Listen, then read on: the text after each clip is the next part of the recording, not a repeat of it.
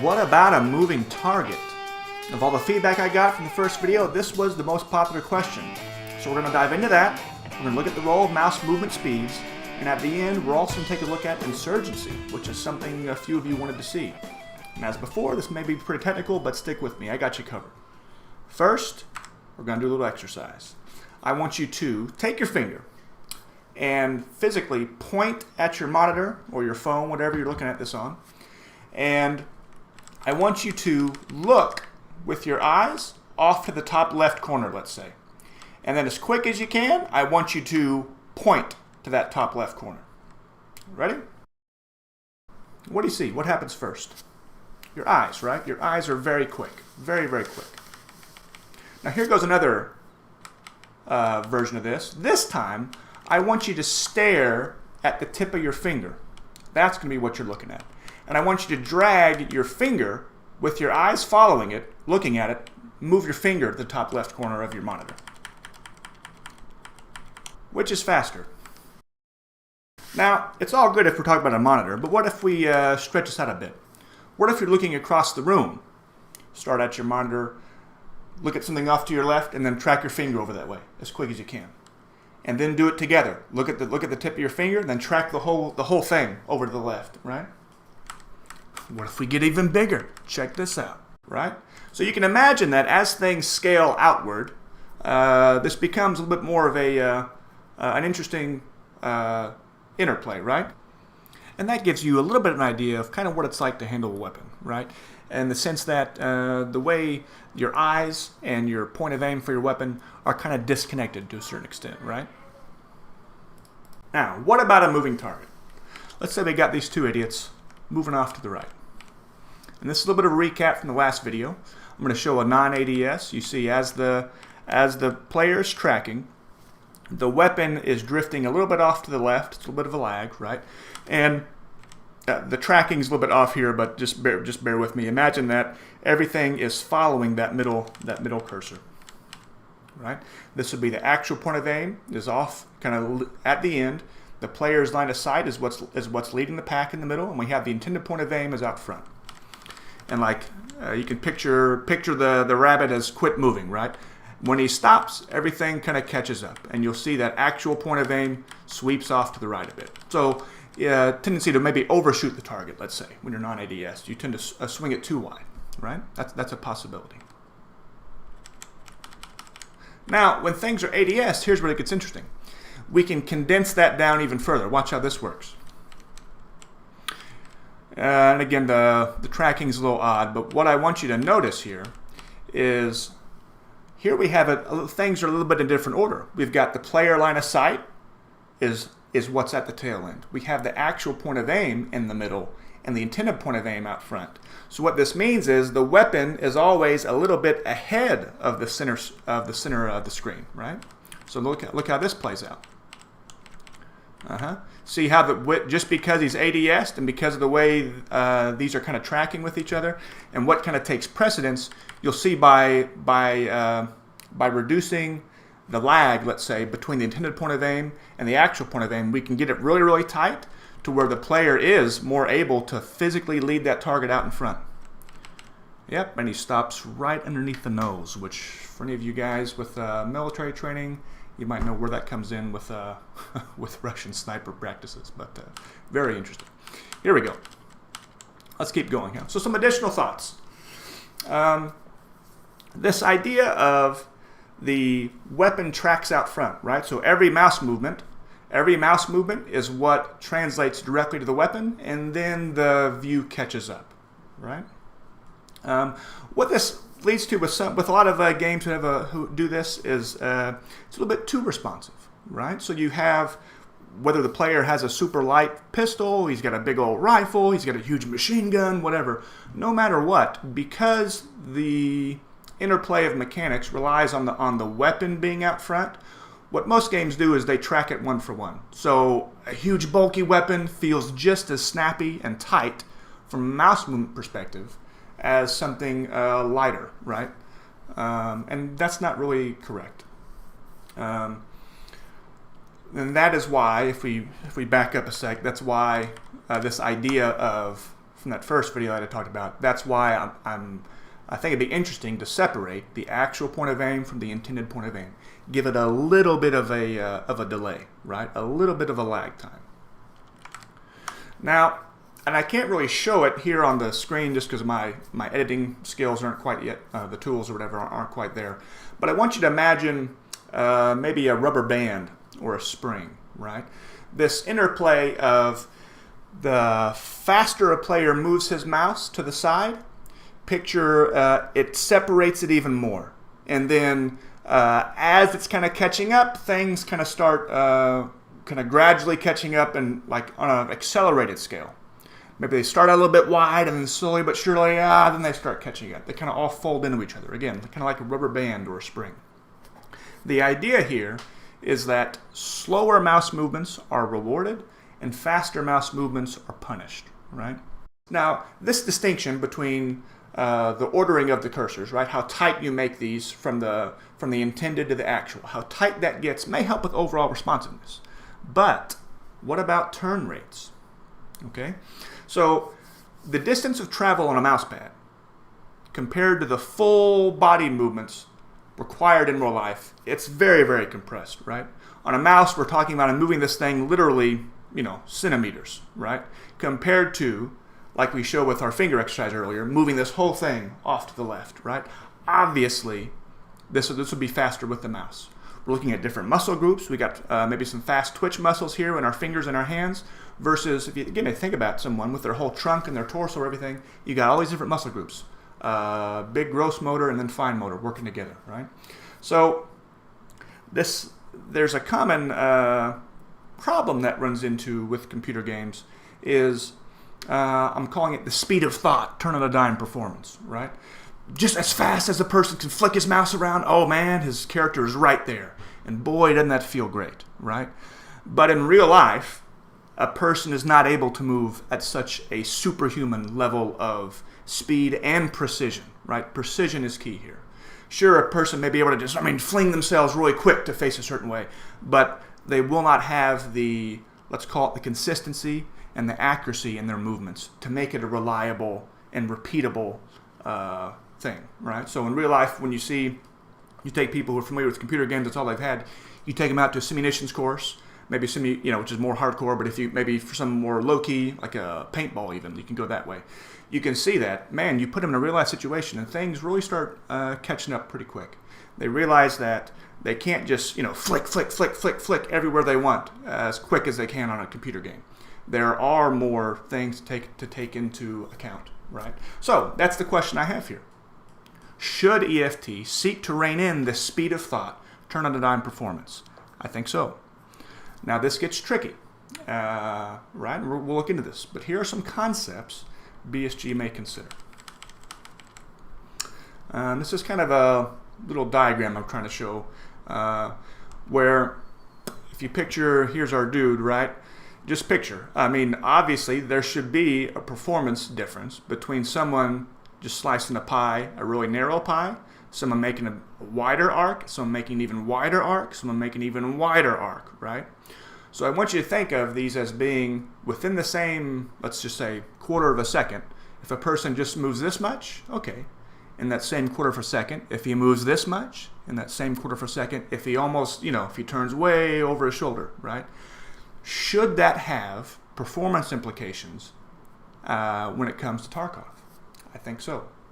The things we're going to look at here will be some ways they could maybe use the free aim zone sizes and what I'm going to call the actual weapon, the return rates of the weapon's actual aim point, right? So let's keep going. So this is just in an animated form. Let's say this is, and I'm going to have to just cursor through it, but hopefully you can see. This is, let's say this is an ideal speed. And again, this is just abstracted out. Don't take this literally. But let's just say this is the ideal turn rate. Okay? And then we're going to have, let's say this is too fast, right? Person moves too fast. And here they are compared. So here we have one player that moved there really, really quickly, and another player that got there at a more leisurely pace, right? Again, this is the ideal. If the player stays within this ideal range, the free aim zone could be really, really tight. That same 10 to 25 meter in between there size that we talked about in the first video. If it's too fast, check out what happens. This could expand it out, and then as he comes to rest, it could catch up.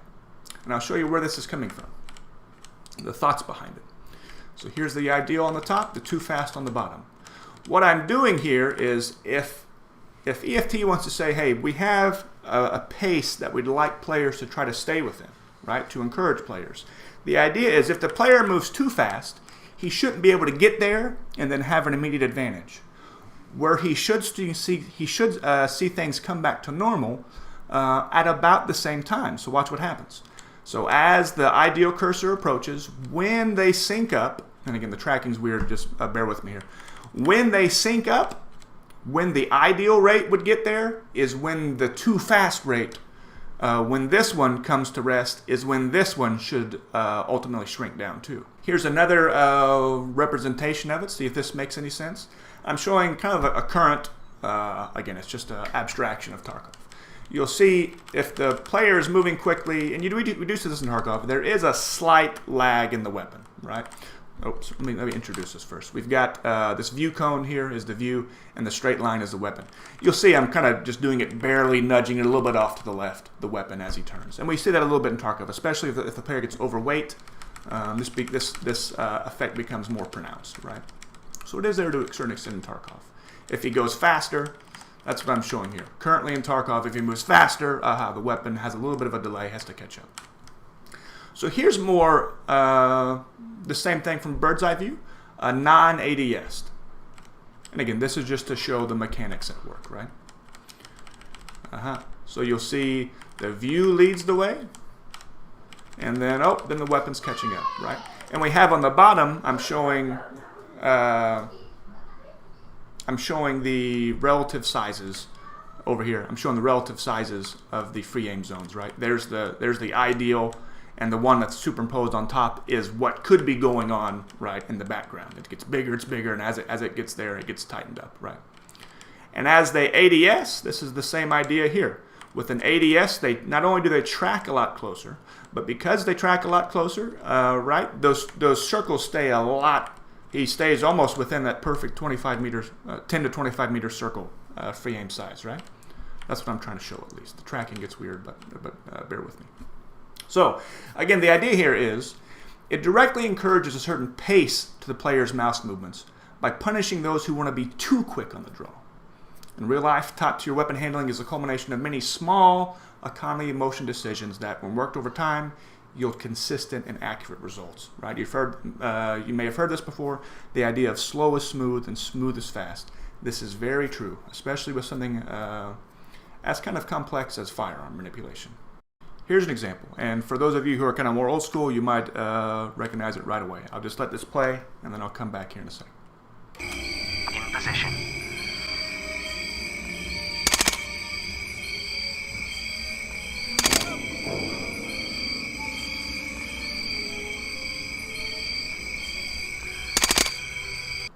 Now I want you to notice what's going on in the background here. It looks kind of twitchy and it's all this kind of stuff, but it's responding to how quickly the player is moving his mouse. Here's some bigger movements. You see he's encouraged to take a slow pace. The aiming system alone from the original Rainbow Six, right, old school, the aiming system alone imposed a sort of implied constraint on the player. Could he choose to play differently? Sure, he could choose to barge in, run in, guns blazing, right? But his chances of landing hits on target went down dramatically. Part of what made it work so well in the original Rainbow Six was the rather in-your-face cause and effect being shown to the player through the crosshair overlay. As you saw in that video, it was always kind of just this always kind of twitchy breathing thing, right? The player immediately knew what was going on, and he could adjust his play style accordingly. Now, would something similar make sense in EFT without such a HUD element? Maybe so. I mean, if anything, the accurate results would speak for themselves. As players would move and get used to what's going on, they would see, man, if I'm moving really quick, I'm winging my shots, right? Maybe there's something they could do with the weapon model that's on the screen to show it's a little bit unstable, right? Kind of like they do with the weapon sway and everything. In my opinion, it's worth testing because the resulting player behavior would improve the gameplay. Going back to the things I'm talking about here, whereas the actual point of aim is separated from the intended point of aim, right? You can see this as being somewhat of an input delay, right? Now, these can be tricky. Anybody who's played games for a while has some familiarity with this concept. They can be tricky to get right? If it's too little of an input delay, they have no tangible effect. It's like, why even have it? If it's too much, players always feel like they're kind of stuck in the past. They kind of feel like they're always kind of moving their mouse around and everything's just happening way behind the curve, right? Now, something to think about here is, what if this could be improved? The sensation of responsiveness, right? And I'm going to show something here called, I'm going to call traceover. Maybe this has a industry term, a real industry term, but I'm going to show it here. This is with trace, let me get my cursor off the screen. This is with traceover off. You'll see he moves his mouse and then he traces back over that same line, and you'll see that, man, that delay is there, right? He moves it back, and there's the lag on the other one superimposed, right? Here it goes, bigger motion. And you'll see it's always kind of behind, right? Here's with what I'm going to call traceover, with it on, right? What will happen is, as the player moves his mouse, if he goes to make a correcting movement, and he traces over that same area, look what happens. It kind of catches the mouse and pulls it along. It goes and it pulls the mouse along, right? Now, obviously, if we stick with that, that could be abused, right? So what we could do here is we could do a traceover with a delay added, with that same amount of delay we talked about earlier. Watch how this would play out. So it catches it, but it prevents the rest of the story from being played out. It lets it kind of pick up from that point, right? So here's a comparison. Traceover off, traceover on, traceover with delay. Watch the difference here.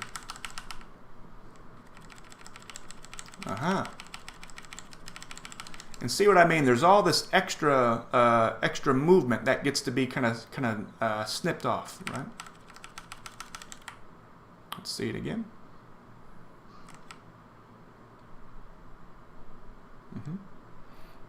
So some additional thoughts here.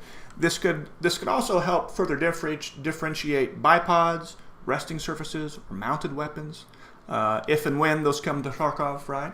So think of it as a person who's locked and loaded on a mounted platform. Let's say whether it's a mounted MG, or he has it rested on a bipod or something, right? Or just on a surface. You could really make it to where that intended point of aim and actual point of aim are pretty much married at the hip, 1-to-1, right? So again, this could give someone an advantage. If they're posted up, ready to go, this could differentiate that weapon handling characteristic, right? And this also might help fix some of the wet noodle sensations that some players have from time to time. If you know what I'm talking about, great. If not, then don't worry about it. But that's a common feeling, is again that this gun's kind of this like wobbly thing up front that's just hard to get a handle of, right? This idea of traceover could maybe help. Now, something to think about, and this is again getting technical, is if we're talking about just raw mouse motions, right? So this idea of if the character is looking to the right and looks back left, if you're trying to get a handle of his gun a bit, that's when it would kick in. So you could picture it maybe being a certain zone, like a black hole or something, or a Pac-Man, let's say, that as this history of cursor positions kind of fades away in the background, depending on how big the black hole or Pac-Man is, it's like eating up the, if that makes any sense. What I'm trying to say is, if a player makes a motion like this and corrects, that should count. If a player makes a motion like this and kind of looks up a bit, then comes over, those should be likely treated as a different position, right? He's not trying to recontrol what he just did. He's actually doing it to hold separate motion. That should still follow those same inertia type behavior, if that makes sense. All right, let's keep going.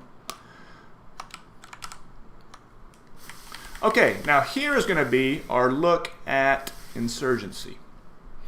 And I want to show here that this is, from what I could kind of guesstimate from playing around with it, the red here is what it seems like Insurgency's free aim size is, right? Is this in the red? And again, I'm proposing something much tighter.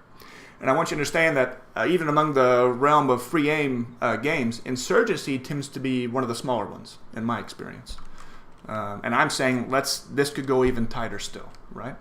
So if we superimpose Insurgency on the earlier charts I was using, we'll see that Insurgency actually has between a 5 and 10 meter, somewhere between those 5 and 10 meter range. And I see that in gameplay. I will go and I'll face a target, I mean pretty much nose to nose, and I'll wing my shot. And I'm saying that's a little bit stretching it. That feels kind of clunky. I don't really like that. Okay, and here we go. I'll let this play for a little while, and I might pause it every now and then just to talk about it. This is something I'm going to call a free aim disconnect in Insurgency. What I want you to notice is that the amount of movement that goes on in the first person, in the weapon model here, in the aim point, is kind of like separate. It's kind of almost like this overlaid mini game almost that kind of plays on the top of the camera view. Let's just see if you can see if this makes sense. And I sped it up so we can see it. So you'll see a lot of these twitchy movements, right? And when you ADS, it gets even crazier. Check this out. I'm not moving the mouse at all. I'm keeping my mouse still. This is the game adding this movement to it. And I sped it up really fast so we can see where it goes.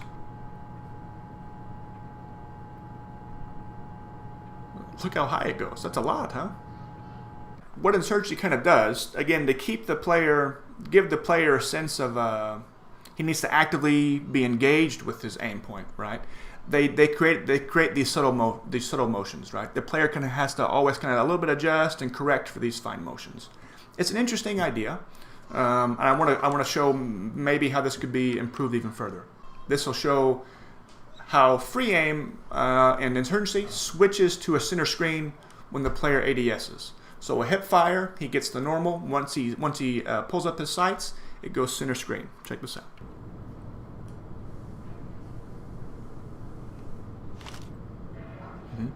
And you'll see it stays in the middle, right?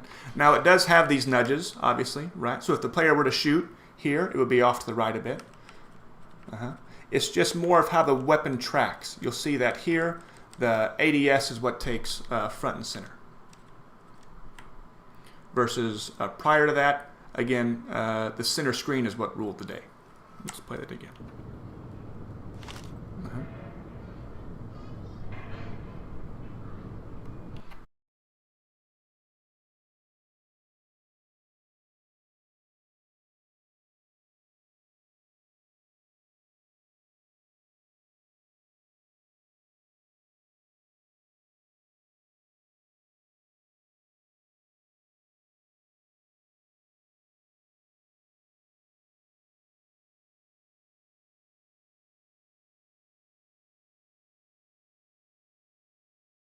Cool. Let's keep on rock and rolling.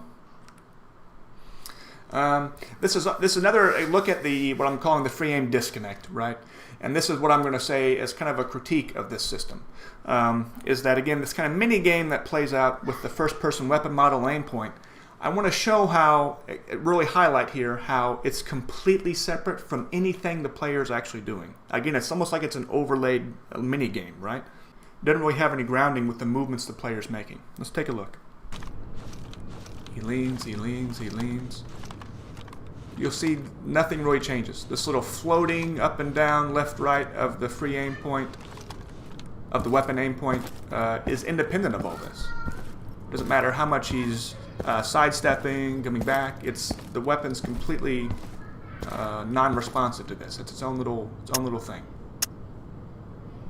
Here's me crouching and standing. See, nothing actually is changing here.